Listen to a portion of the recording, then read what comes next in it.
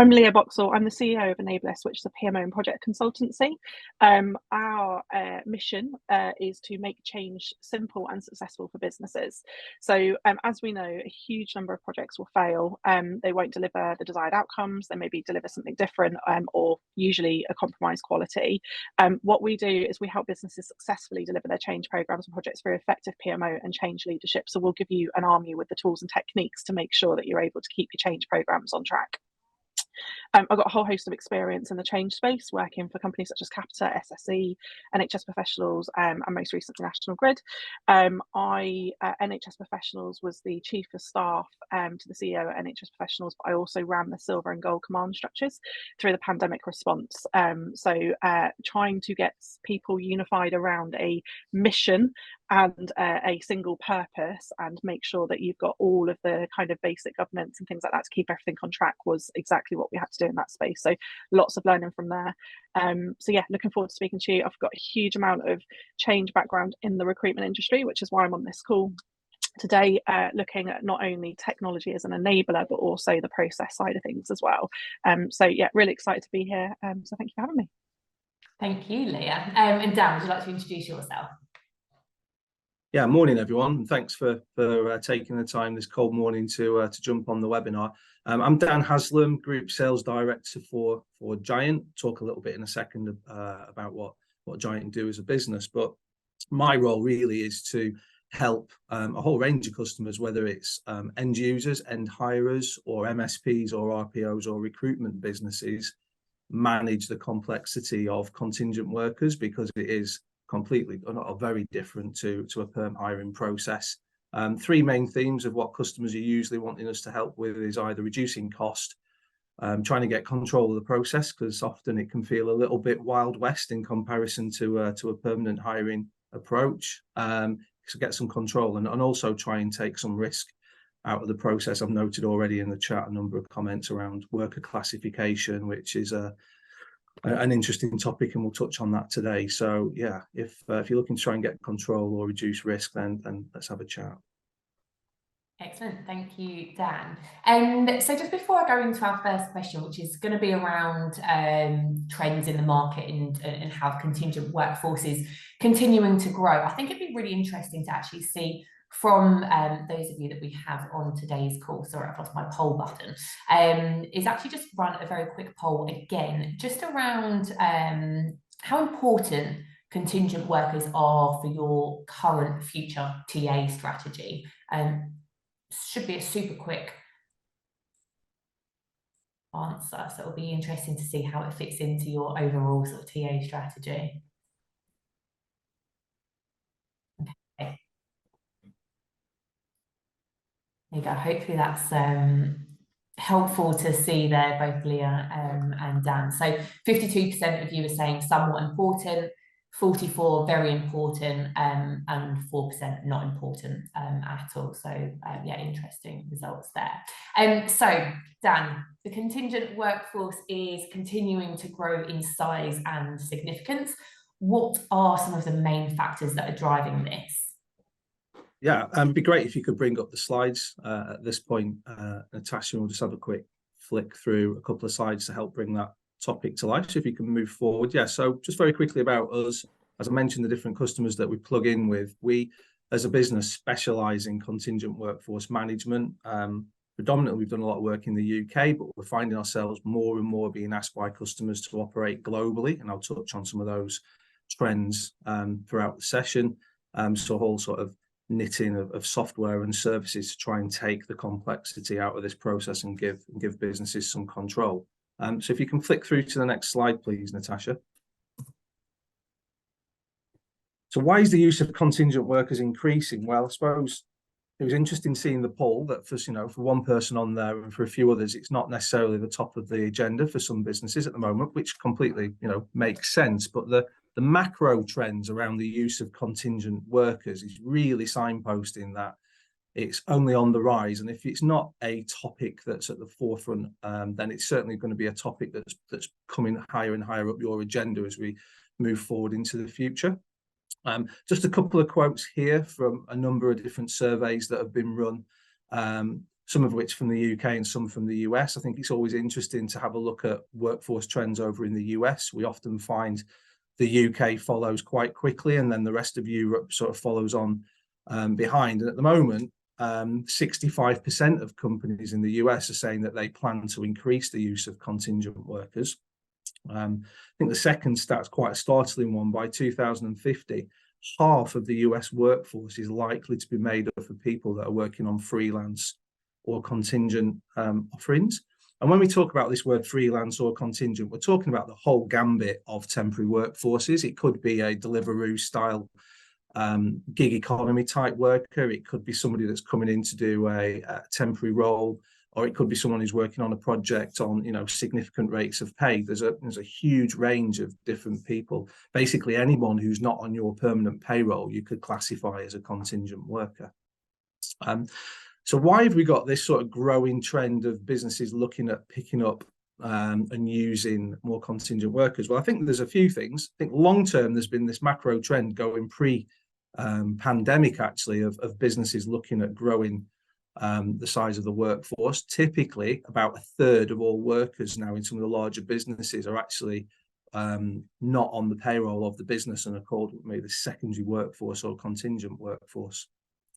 But what we've absolutely seen after we went through the COVID pandemic is that this trend has really, really accelerated. I think there's a number of reasons as to why we've seen that happen.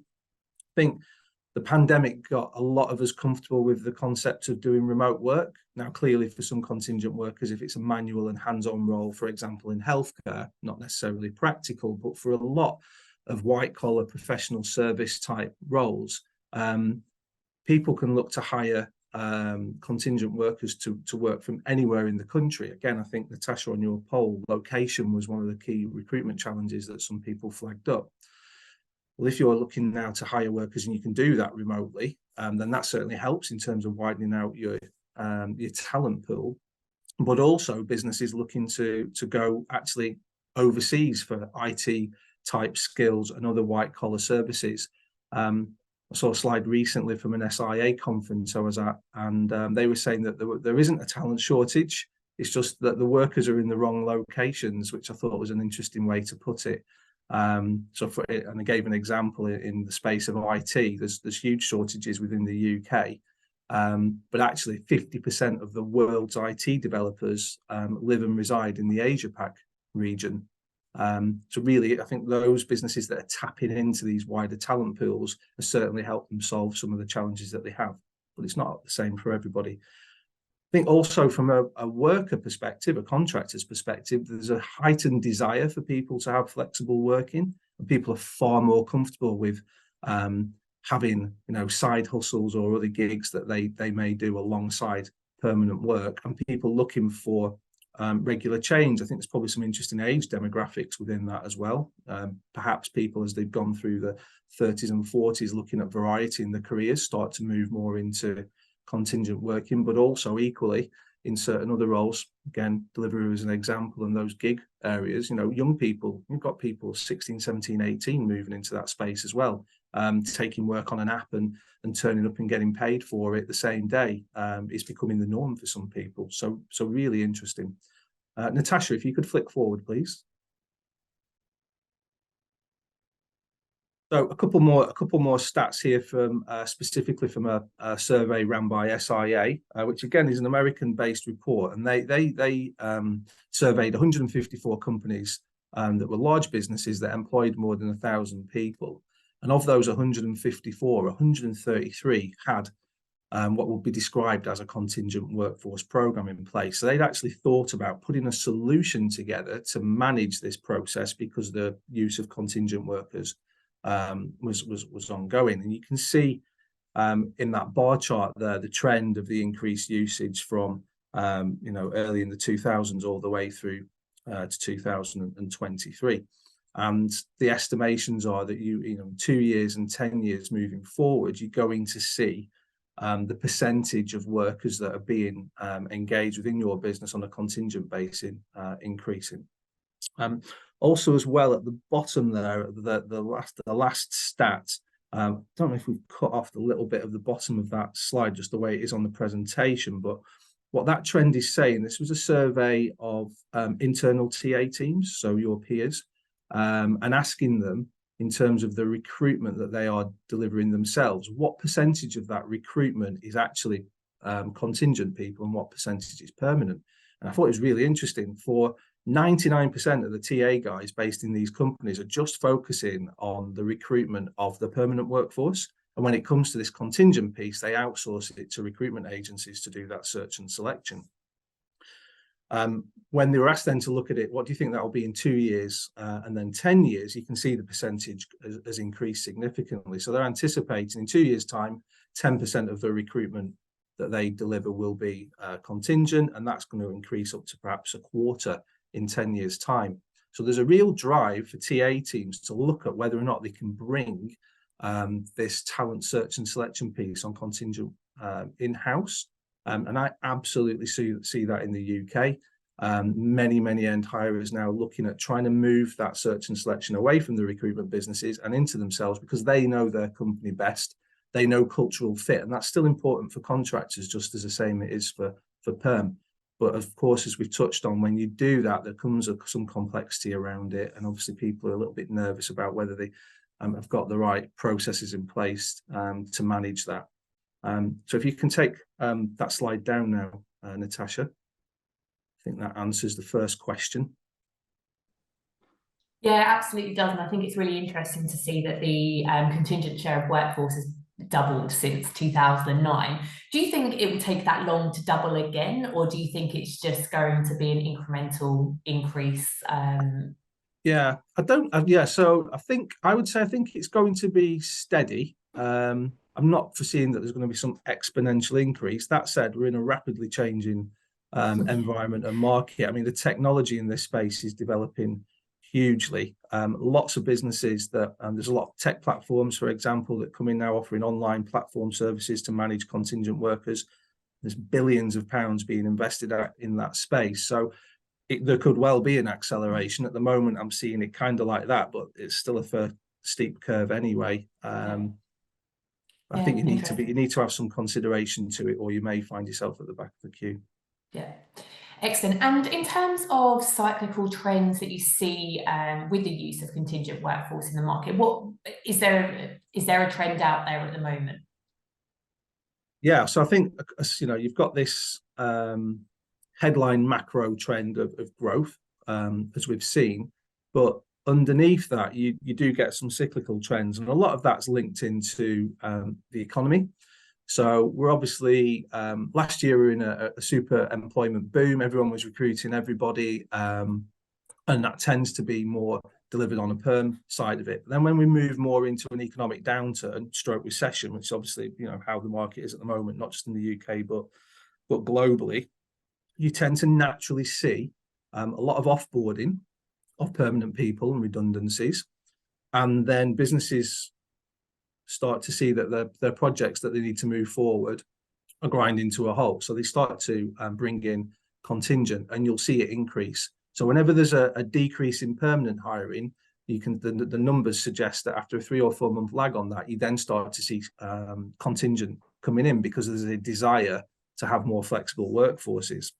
And I think just generally for businesses, that's a want that most businesses would like to have. If the pandemic taught us anything, it's that you need to be really flexible with your workforce, and that's difficult with a permanent headcount. But obviously, if you've got a contractor base, it's a lot easier to onboard and offboard those people in line with demands. So I think that's definitely a trend that we're seeing at the moment. We're seeing that contingency pick up. And I do think it's interesting as well that we're seeing talent attraction teams thinking a lot more about recruitment on that side, and looking at whether or not the recruitment agencies that they've used previously are delivering around that, or if actually they just want to widen their net and try and do some of that themselves, as well as lean into the agencies, as well as engage with some of this platform tech that's out there to give them access to different talent pools.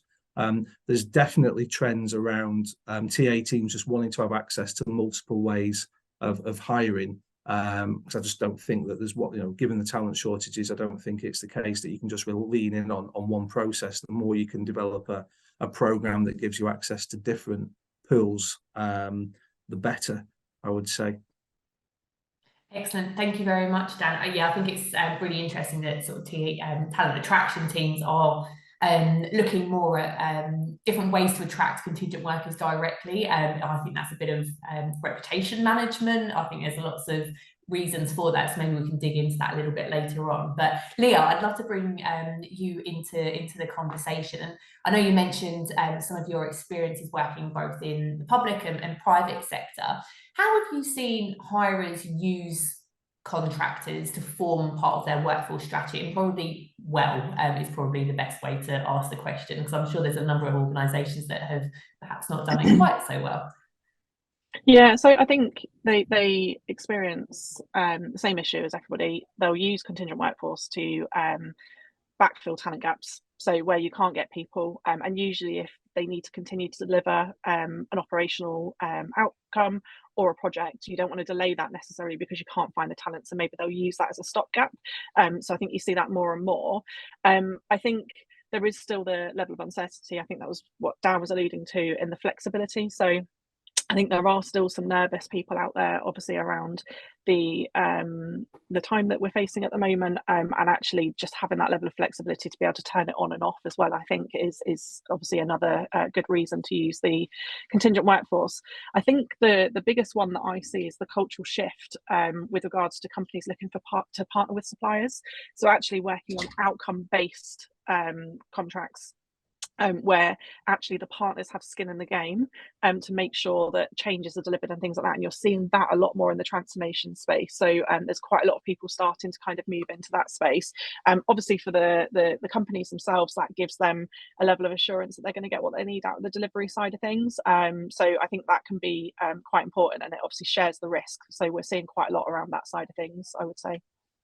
And is that cultural change, is that private or public sector, or a combination of I think the you're two? seeing it. I think you're seeing it in both. Yeah. So I think especially that kind of sharing the risk.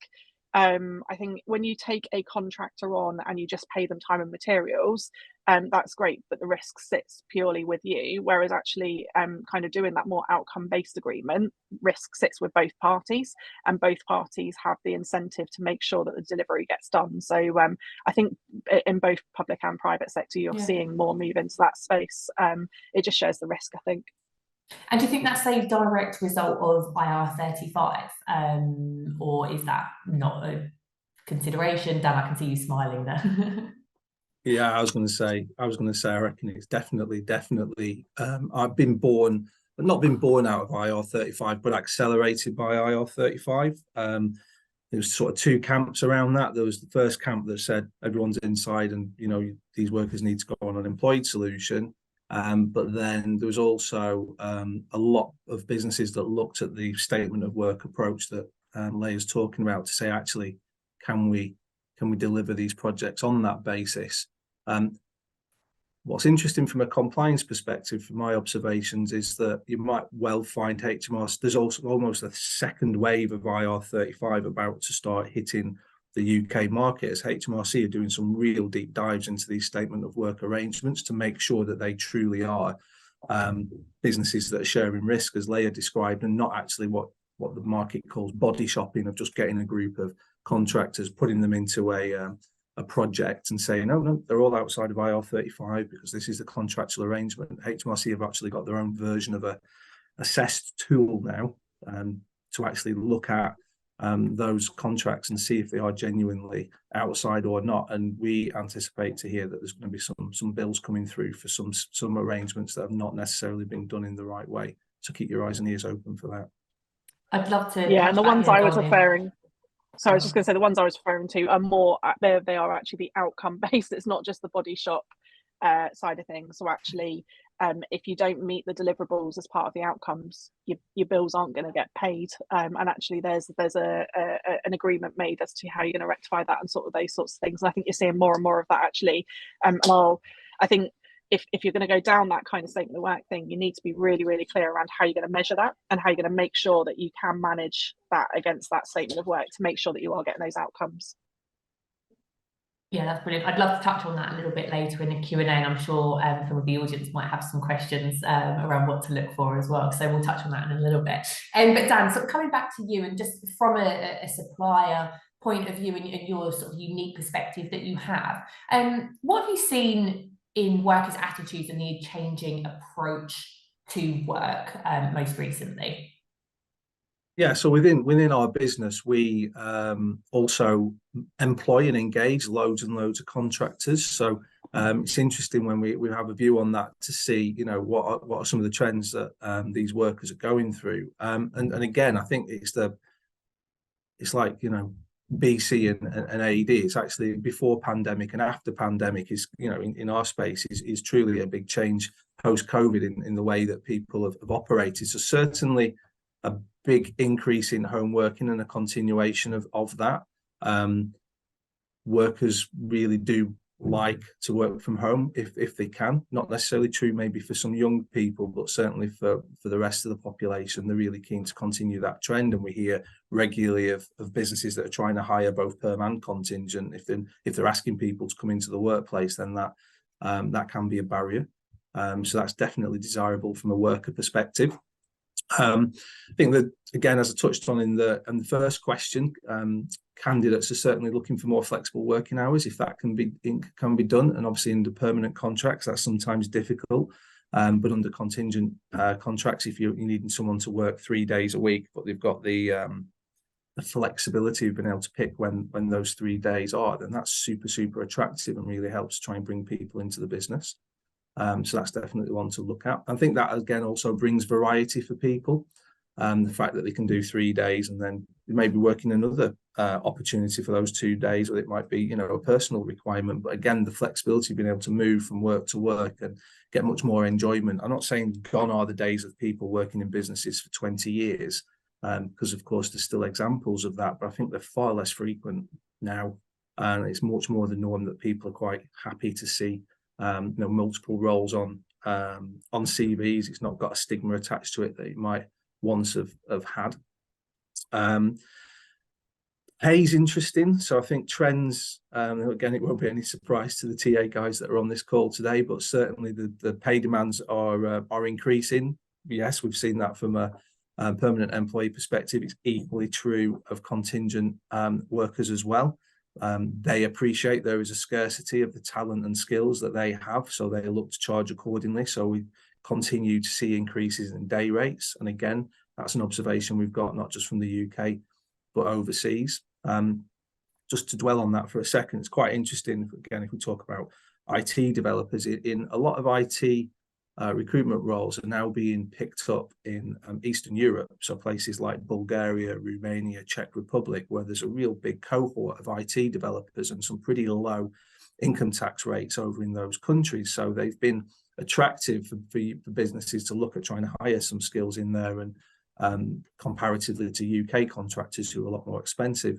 But we're starting to see wage inflation even in that sort of Near East territory as well. So that's interesting. I think also, and again, this is partially linked into IR35, we've certainly seen, because we've seen so many contractors move into our business and looking for us to employ them, heightened demands for complex payroll solutions like paying into pensions, which obviously is a standard requirement in the UK, but the obligation is only for an employer to offer, you know, one statutory pension arrangement. At Giant, we're paying like 50 different pension providers on a weekly basis because these contingent workers have got pension pots all over the place. And obviously now that they have to pay more tax because they're on employed arrangements, salary sacrifice into pension is a really tax efficient way for them to operate. The government rescinded the lifetime allowance cap last year, so you've got some people paying tens of thousands of pounds into pensions, which is a bona fide way of them saving money. It's super difficult to be able to do that in the first place, and I've not yet to meet a business, even in the recruitment space, that would want to do that on their own permanent payroll. You just offer a normal basic pension arrangement. So if you can work with suppliers, as Leah mentioned, if you can work with providers that understand this market and can give contractors that flexibility and let them have that choice, that can be really attractive to them in terms of bringing people in.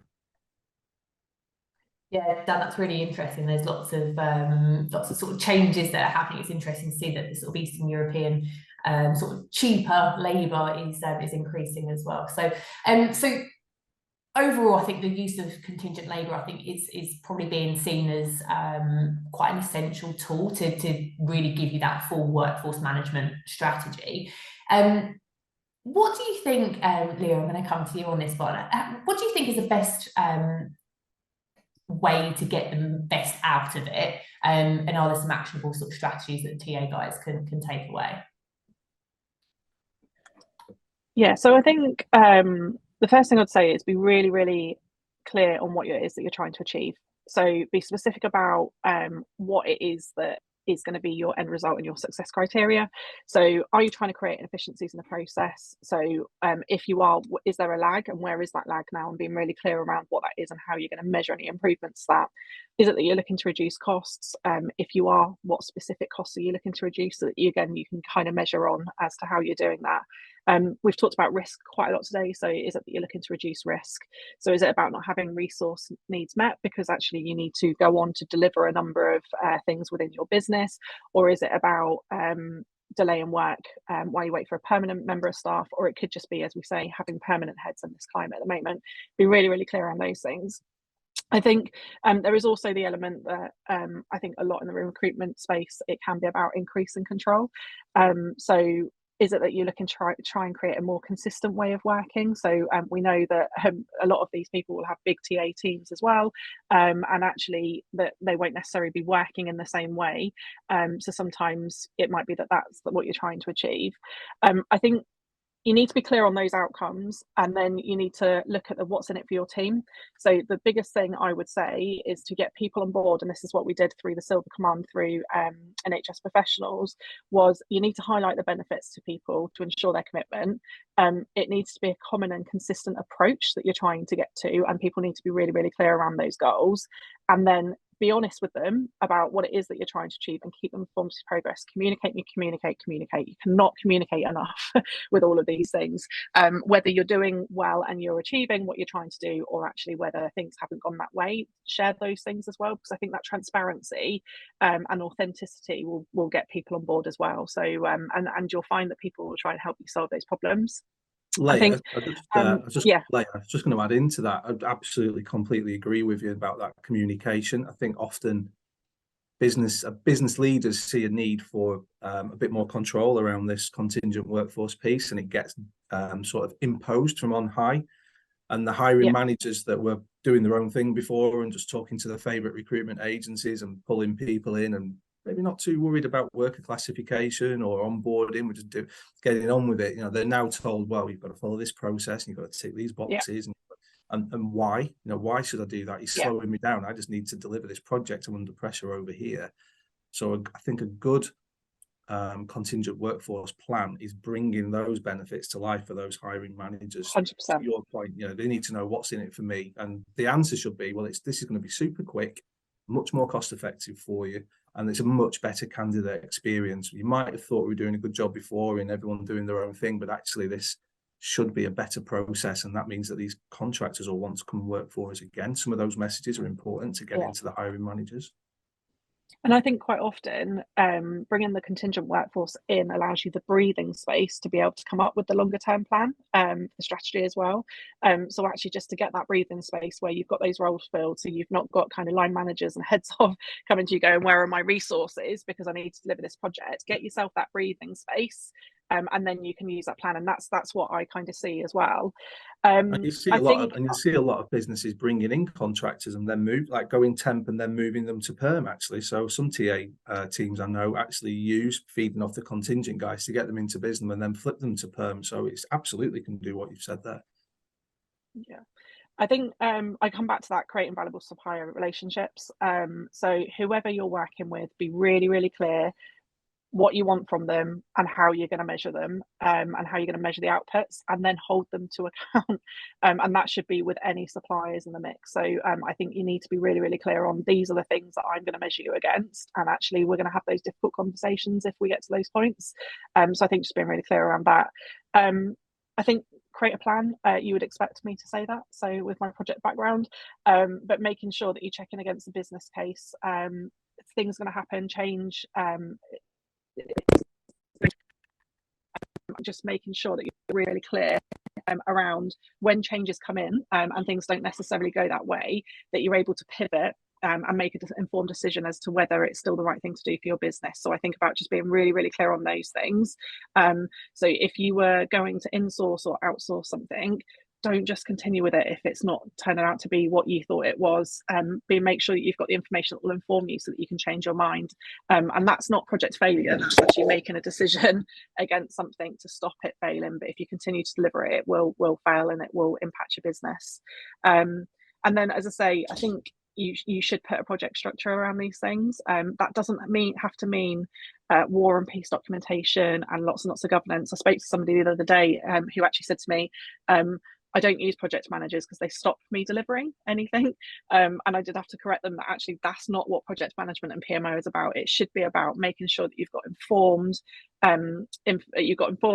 decision making available to you through the insights and the pragmatic controls. It absolutely shouldn't stop delivery. So if you have that experience where you feel that it has stopped you, you definitely need to go and find the right people that can help you with that governance, because the governance is the stuff that stops you making the wrong kind of decisions for the future. So yeah, that would be me. Yeah, excellent. Thank you, Leah. It'd be really interesting to hear from the audience, actually, what some of your reasons are and what you're looking to achieve by using contingent workforce. So feel free to pop it in the chat function. Is it around efficiencies? Is it reducing costs, risk, getting back control? Or have you just been told by management that that's what you're doing and that's what you have to do? It'd be really interesting to hear from you, so feel free to pop it in the chat function. But Leah, actually, in the meantime, and whilst people are sort of giving us their answers, it'd be great to understand, so once people have got and understand what they want as the outcomes, what are the best ways to deliver them? Actually, Dan, perhaps this one might be best for you on this side. Yeah, no, happy to take that. I think that directly feeds into Leah's last section, which is what is the problem that you are trying to achieve, and please stay focused on that top problem. So I see it frequently that when we start to talk about the benefits around putting in a strategy to manage these workers, there's loads, ideas coming left, right and centre. Oh, that'd be good. Yeah, we can see that we'll improve the candidate experience, and we can see that might be able to get people hired much more quickly. But actually, if the main fundamental reason was reducing cost or reducing risk, you need to stay focused on delivering that objective, and of course work on a phase 2 or 3 to deliver some of those additional benefits. And if you're working with a good provider, they'll be thinking about all those themes as they build out that process. But I think if you can be successful in addressing the main point that you set out to achieve, then it's always a good start. But it's easy to get distracted away from that. I think in terms of options, there's a number out there. I mean, the first one is you could do nothing. It's a bona fide option. You might have identified the problem, but you might have found, actually, I've got an itch I need to scratch, but is it annoying me enough to go away and spend some time and money to solve it? I think you've got to quantify that, conscious that different sized businesses will have different sized workforces, but equally, it's not just the volume of workers. You could have perhaps 10, 15 contractors within your business, but if they're high paid people, that's a significant, over £1 million spend that you'll have per annum, and probably does need a solution to it. So you need to be thinking through what's right for your business. Think about the dynamics of it, the number of contractors, how quickly onboard and offboard, and some of the risks around it. But I think then when you're thinking about solutions, clearly one of the options is that you could bring that contingent workforce in-house. We've seen already through the stats I've talked through that's an absolute growing trend. I think there's much less nervousness now from TA teams to think that actually we just want to give that to an agency. They can sort payroll out, they can sort the risk out, etc. But actually that comes at quite a significant cost. And more large businesses are very interested to understand what is going on in their supply chain. So if you are engaging with a recruitment business, but they're not using compliant payroll providers as one example, has some potential risk factors going back up to a client. And there's a lot of talk in the market at the moment about, dodgy, for want of a better phrase, payroll businesses that appear in supply chains that present risk. And obviously IR35 was a little bit of that. I'm sure Leah has seen examples the same as I have of end hirers being told that workers are being paid inside IR35 via a compliant umbrella company or whatever it may be. But actually, under the bonnet, you find out, no, those workers are getting paid gross like they always were, and someone's made a margin, and it's been a bit of a for compliance arrangement. It's quite scary, really. So the opportunity to bring things in-house is certainly one option. I think it's also key to understand in terms of your challenges. We talked about reducing cost, we talked about risk, but is it a search and selection challenge? If it is a search and selection challenge, then absolutely feel comfortable to go and speak to recruitment businesses, because that's their specialism. They'll bring that talent in. Just be conscious that you don't necessarily need to use that same supplier to do all the other parts. I think leaning in a little bit to Leah's section, pick the right suppliers to address the right part of the challenge. So if there's a pre-employment checking requirement, make sure you've got a specialist pre-employment checking business looking at that. If you've got a payroll as part of this, make sure you're engaging a payroll business or have the right processes internally. You don't necessarily just have to throw it over the fence to one provider that can do everything, and you could have a combination of different people delivering. Of course, MSP is another option as well. So MSP stands for Managed Service Provider, and that's where a business can come in and manage the recruitment process, manage the recruitment suppliers that are involved to ensure that there are some cost savings and there's a bit of a control point so that all the business that comes through can go through one provider.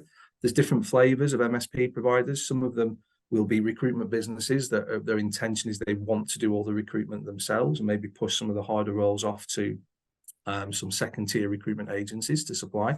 There can be other providers that will deliver that solution and they don't want to do recruitment at all. That's Giant's position, where we don't do search and selection. We leave that to you guys as the experts and the recruitment businesses if you want to use them, and we focus on everything else. So there's multiple options, and I think you'll find the right solution for you if you stay focused on what the key issue is that I'm trying to solve, and just look far and wide and speak to people in the industry to get some recommendations, of course.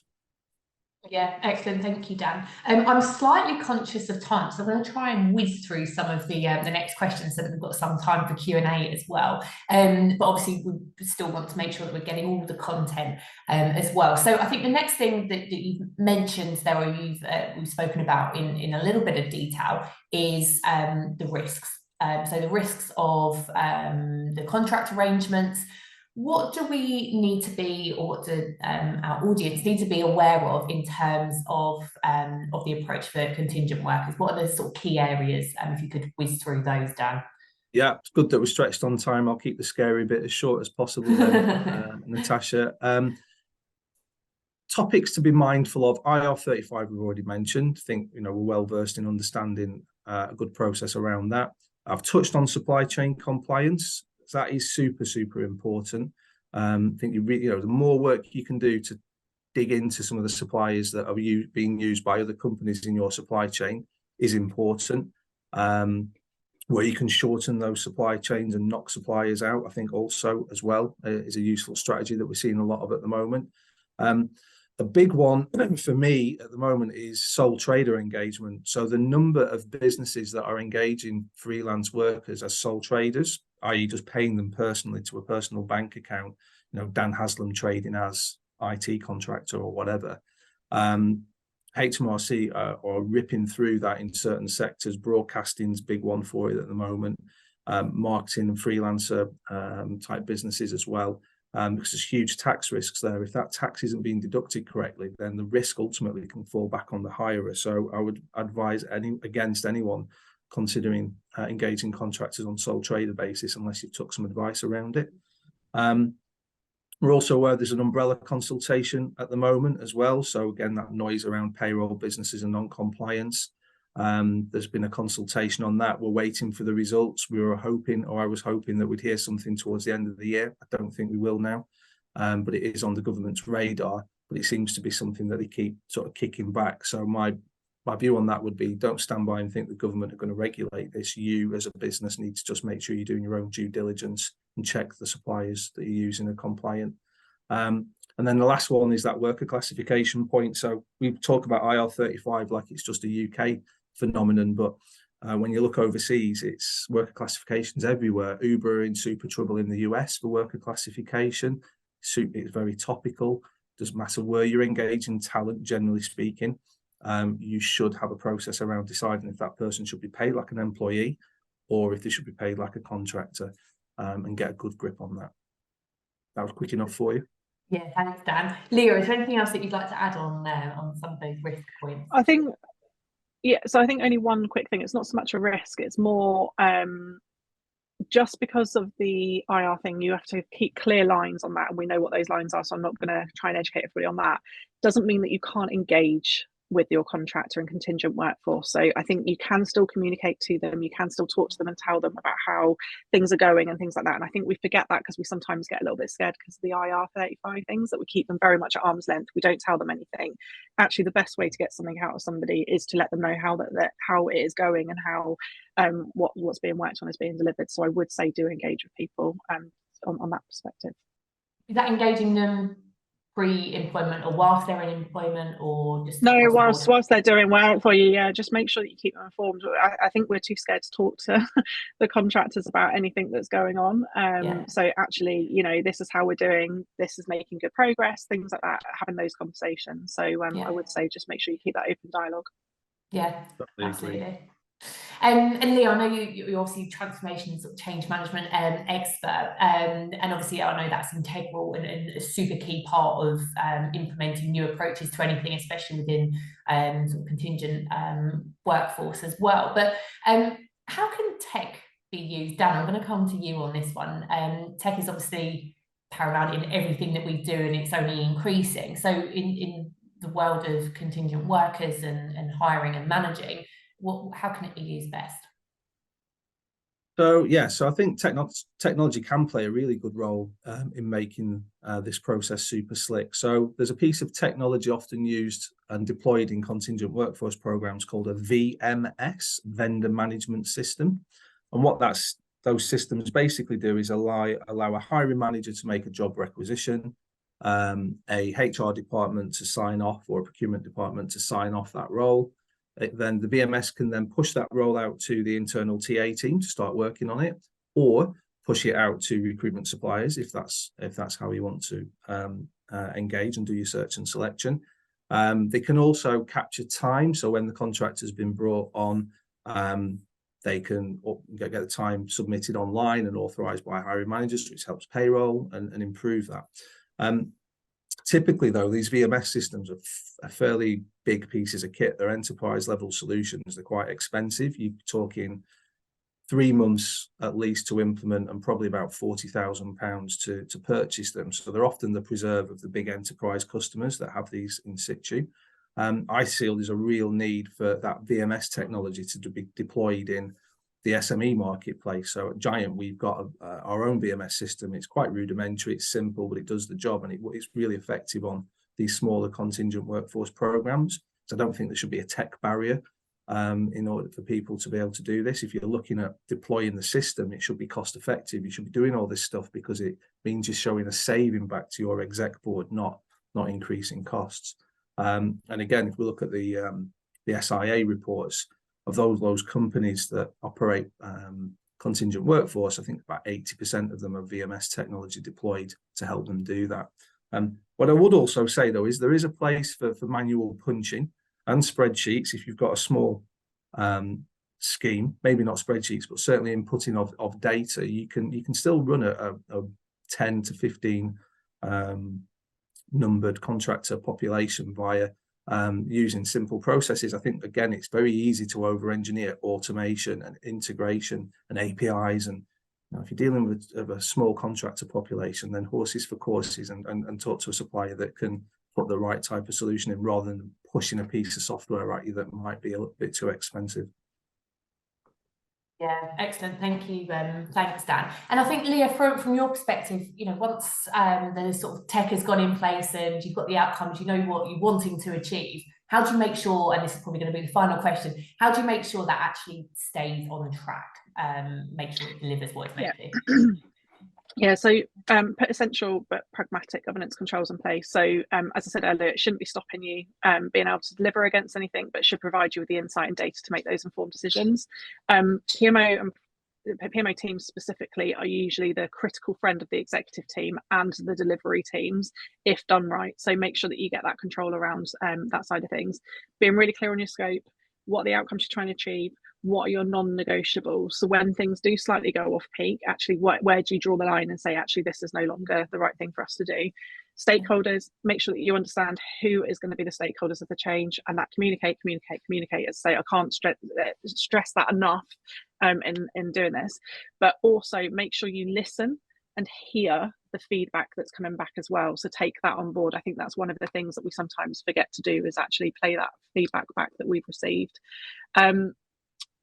Making sure that you're really clear on the objectives, how you're going to measure it. It should tie back to your strategy. So if this is something you're looking to do, you should make sure that you've got that tie back, but also making sure that you don't compromise on the value. Have qualitative and quantitative measures in place. So that will really give you the good feel for actually how it's landing. And I would say the one thing I think quite a lot of people forget to do is to keep measuring it after you've implemented it. Don't just measure that kind of initial launch. You need to continue to measure it so that you can get your continuous improvement cycle. No technology is just going to be perfect for you once you've delivered it. It's going to need that constant kind of involvement. So I would say just make sure that you keep measuring it and understand what your key KPIs are coming out of it.